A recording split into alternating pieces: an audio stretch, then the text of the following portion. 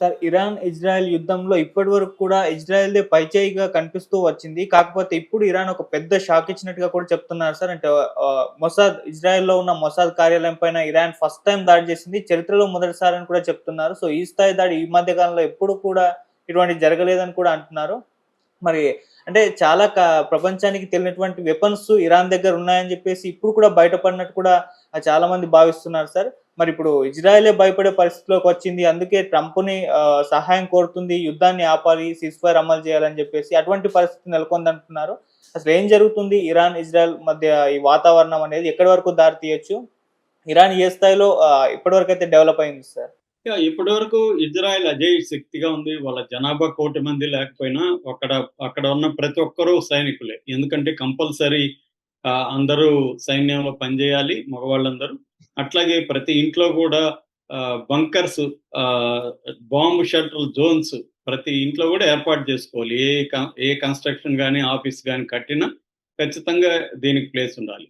అలాంటిది అంటే వారికి వాళ్ళు నిరంతరం ప్రిపేర్ అయ్యున్నారు. 1948లో ఇజ్రాయెల్ ఏర్పడినప్పటి నుంచి కూడా వాళ్ళు నిరంతర యుద్ధాల్లోనే ఉన్నారు. ఎందుకంటే పాలస్తీనా, గాజా అండ్ వెస్ట్ బ్యాంక్‌లో ఈ ఈ 2 కలిపి పాలస్తీనా అంటారు. ఈ రెండిట్లో పాలస్తీనియన్ అరబ్ ప్రజలుంటారు. వాళ్ళని బంధించేశారు వీళ్ళు. అంటే ఒక గ్రేటర్ ఇజ్రాయెల్ ఏర్పడాలనే పేరుతో ఒక ఓపెన్ జైల్ లాగా చేసి పెట్టారు. వెస్ట్ బ్యాంక్‌లేమో ఇజ్రాయెల్ సైన్యం కూడా అక్కడే ఉంటారు.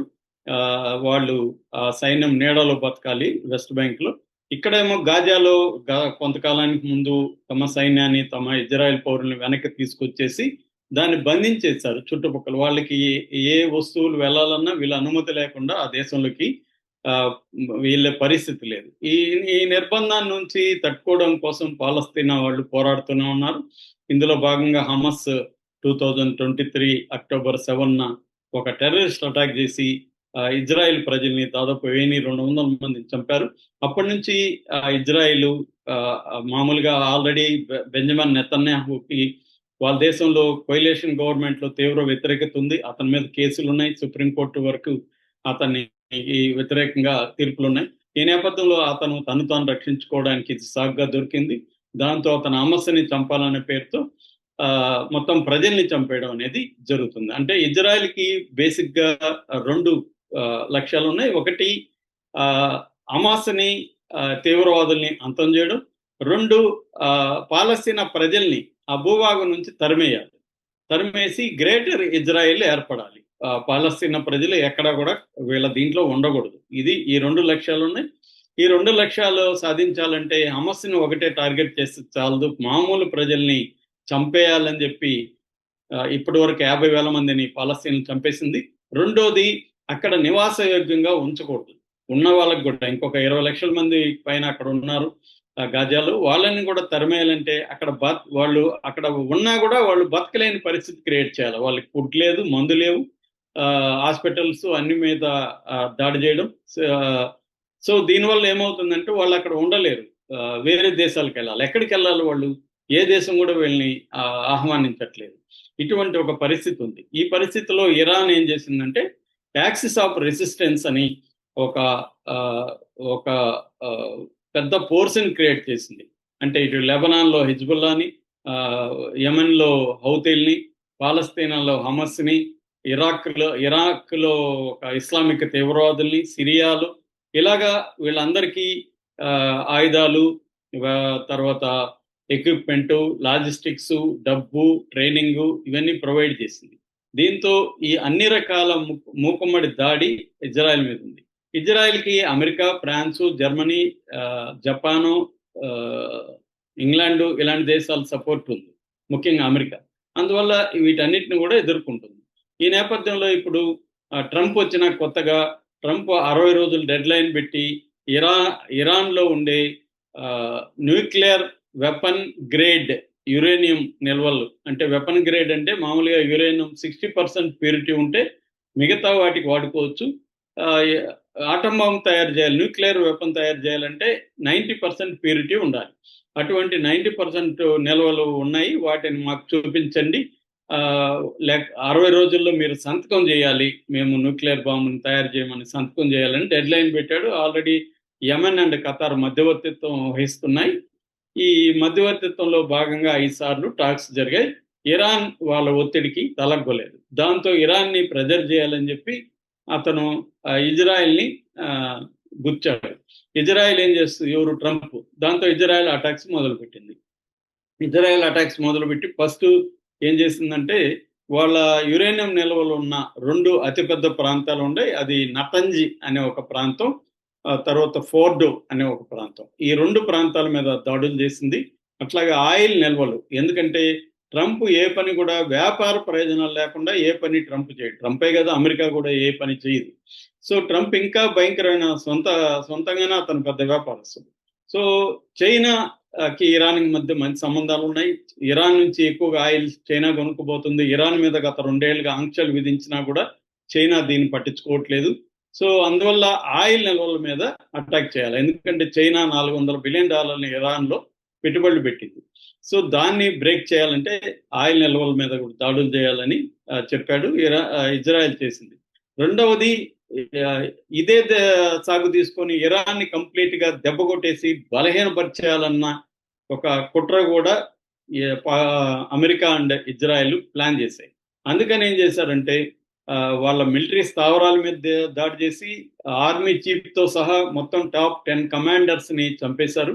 అట్లాగే వాళ్ళకి IRGC అనే ఇంకొక సైన్యం ఉంటుంది. అది ఇస్లామిక్ రెవల్యూషనరీ గార్డ్ కోర్ అంటారు. వీళ్ళే సిరియా ఇక్కడంతా పోయి కూడా పోరాడుతుంటారు. దాంట్లో 2 లక్షల మందికి పైన ఉన్నారు. అందులో కూడా టాప్ కమాండర్స్ ఒక 10 మందిని లేపేశారు. దాని తర్వాత ఇంటెలిజెన్స్ సిస్టమ్ ఉంటుంది కదా, ఇరాన్ ఇంటెలిజెన్స్ సిస్టమ్ లో ఉండే టాప్ వాళ్ళని చంపేశారు. దాని తర్వాత ఆటమిక్ సైంటిస్టులని ఒక 9 మందిని చంపేశారు. అంటే టాప్ క్యాడర్ని చంపేస్తే యుద్ధంలో వీళ్ళే ఎక్స్పీరియన్స్డ్ కదా, 40 ఏళ్ళు 30 ఏళ్ళు ఎక్స్పీరియన్స్డ్ ఉన్న టాప్ లీడర్షిప్ ని వాళ్ళు తొదముట్టించగలిగారు ఇజ్రాయెల్. దాంతోపాటు జనావాసాల మీద వేయడం మొదలుపెట్టాడు. టెహ్రాను తర్వాత చుట్టుపక్కల ప్రాంతాలు, ముఖ్యంగా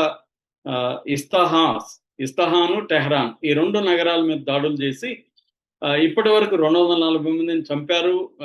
దాదాపు 1400 మంది తీవ్రంగా గాయపడ్డారు. 1,00,000 మంది ఇండ్లు కోల్పోయినాయి. వాళ్ళు వెళ్ళిపోయారు, పారిపోయారు ఇండ్లు వదిలేసి. ఒక భయంకరమైన డిస్రప్షన్ అనేది జరిగింది. మొత్తం టెహ్రాన్ అంతా కూడా, టెహ్రాన్లో 1 కోటి మంది ఉంటారు. మొత్తం ఇరాన్లో 9 కోట్ల పాపులేషన్ ఉంటుంది. సో వాళ్ళు 73% అర్బన్ పాపులేషన్ ఇరాన్లో. సో ఈ అర్బన్ నగరాల మీద వీళ్ళు వేయడం వల్ల డిస్రప్టివ్ యాక్టివిటీ, అంటే రోడ్లు బ్లాక్ అయిపోయినాయి, పవర్ లేదు, ఇంటర్నెట్ పనిచేయదు, ఏవి లేవు.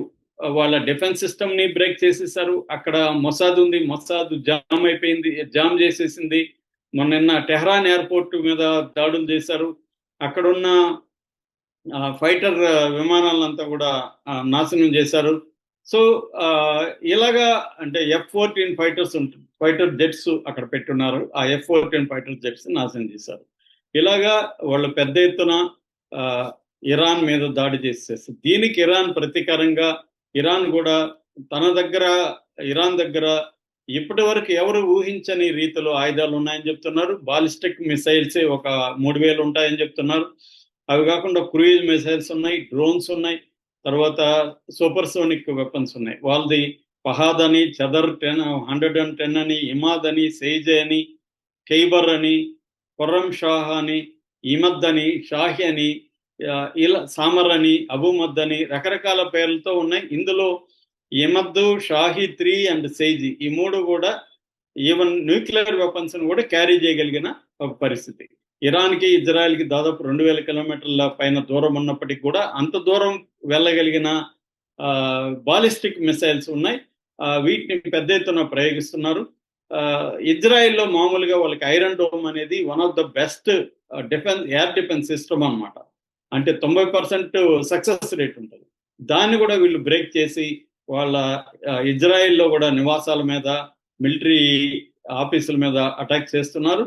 ఇప్పుడు నిన్న అందుతున్న సమాచారం ప్రకారం మొసాద్ హెడ్ క్వార్టర్స్ మీద దాడి చేశారని చెప్తున్నారు. ఇది హెర్జికియా టెలాయివ్ అనే నగరంలో, హెర్జికియా ప్రాంతంలో ఉంటుంది. దాని మీద దాడి చేశారు. ఇది ఫస్ట్ టైం ఒక మొసాద్ అధికారిక ఆఫీసు మీద చేయడం అనేది ఫస్ట్ టైం ఇప్పటివరకు చరిత్రలో ఎవరు చేయలేదని చెప్తున్నారు. అది ఇరాన్ సాధించగలిగింది. అట్లాగే అమన్ మిలిటరీ ఇంటెలిజెన్స్ ఆఫీస్ మీద కూడా అది గ్లెలాట్ అనే ఒక ప్రాంతంలో ఉంటుంది. అక్కడ కూడా దాడి చేసి వాళ్ళని కూడా చంపుతున్నారు. అంటే ఇజ్రాయెల్ ఏ రకంగా తన మీద చేసిందో ఆ స్థాయిలో ఇరాన్ కూడా చేస్తుంది. ఇజ్రాయెలే ఇప్పుడు ఫస్ట్ టైం ఒక భయభ్రాంత పరిస్థితి, పౌరులందరూ దాక్కునే పరిస్థితి. ఆల్రెడీ అక్కడ నార్త్ ఇజ్రాయెల్ ఖాళీ అయిపోయింది. ఎందుకంటే 1,00,000 మంది పైన అక్కడ ఖాళీ చేసుకున్నారు హిజ్బుల్లా వాళ్ళ అటాక్స్ లెబనాన్ నుంచి. సో ఇప్పుడు సెంట్రల్ ఈ హైఫా అండ్ టెల్-అవివ్, జెరూసలం ఈ 3 నగరాల మీద ఇరాన్ పెద్ద ఎత్తున అటాక్ చేస్తుంది. వాళ్ళు కొన్నిగా అయితే ఆపగలుగుతున్నారు కానీ కొన్ని ఆపలేకపోతున్నారు. సో వాళ్ళు కూడా అక్కడ కూడా 24 మంది చనిపోయేటప్పటికీ దాదాపు 500 నుంచి 1000 మంది గాయపడ్డారని చెప్తున్నారు. సో ఒక రకంగా ఇరాన్ దగ్గర ఆయుధాలు, ప్రపంచానికి తెలియని ఆయుధాలు కూడా దాచిపెడుతుంది ఇరాను. న్యూక్లియర్ వెపన్స్ ఉన్నా కూడా ఆశ్చర్యం లేదు. యమన్ దగ్గర కూడా కొన్ని దాచిపెడుతుందని చెప్తున్నారు. దీంట్లో డర్టీ వెపన్స్ అనే పేరుతో అంటే అది రేడియేషన్ ని క్రియేట్ చేసి డిస్టర్బ్ చేయగలవు అనమాట. అలాంటి వెపన్స్ కూడా ఇరాన్ దగ్గర ఉందని చెప్తున్నారు. అందుకే ఇరాన్ ధైర్యంగా అమెరికాను, యూకేను, ఫ్రాన్స్ను వార్నింగ్ ఇవ్వగలిగింది. నిన్న కూడా వార్నింగ్ ఇచ్చారు. దాని తర్వాత ఇరాక్ ఉండే ఒక బలం ఏంటంటే పాకిస్తాన్. ఏకైక న్యూక్లియర్ సామర్థ్యం ఉన్న ముస్లిం దేశం పాకిస్తాన్ ఇరాన్కి అండగా ఉంది. ఇరాన్కి పాకిస్తాన్కి మధ్య 900 కిలోమీటర్ల పైన బార్డర్ కూడా ఉంది. కాబట్టి ఈ నేపథ్యంలో ఏదన్నా మరీ ప్రాబ్లం వస్తే పాకిస్తాన్ ఇజ్రాయెల్ మీద అణుబాంబు వేయచ్చు. ఒక బాంబు వేస్తే చాలు, అక్కడ ఉండే పాపులేషన్ కోటి తుడిచిపెట్టుకుని పోయే పరిస్థితి ఉంది.